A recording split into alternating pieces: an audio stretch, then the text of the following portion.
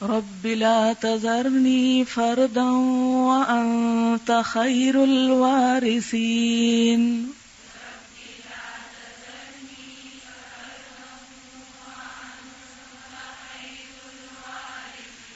رب لا تذرني فردا وأنت خير الوارثين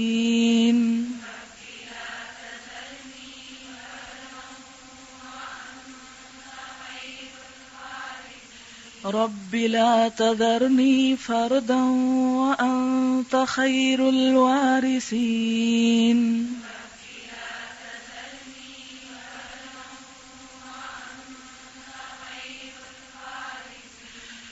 یہ دعا جو ہے نا میں ہر روز وظیفے کے طور پہ پڑھتی ہوں.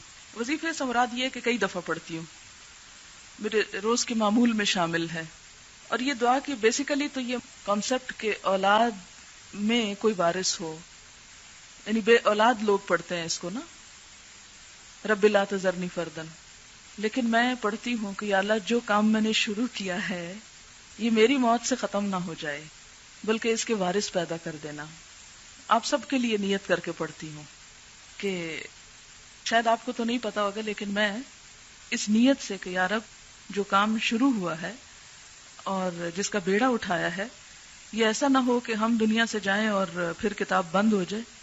تو اللہ کی کتاب بند نہیں ہوگی انشاءاللہ, لیکن اس کام کو آگے لے کے چلنے والے چلتے چلے جائیں اور پھر ان کے آگے وارث اور ان کے اور ان کے اور ان کے, یہ رکے نہ یہ کام.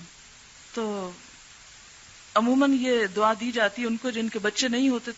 یہ حضرت زکریا علیہ السلام کی شاید دعا ہے, انہوں نے کہا تھا کہ رب لا تذرنی فردا وانت خیر الوارثین. تو آپ بچوں کے لیے بھی پڑھ سکتے ہیں اور دینی بچوں کے لیے بھی پڑھ سکتے ہیں. رب لا تذرنی فردا وانت خیر الوارثین.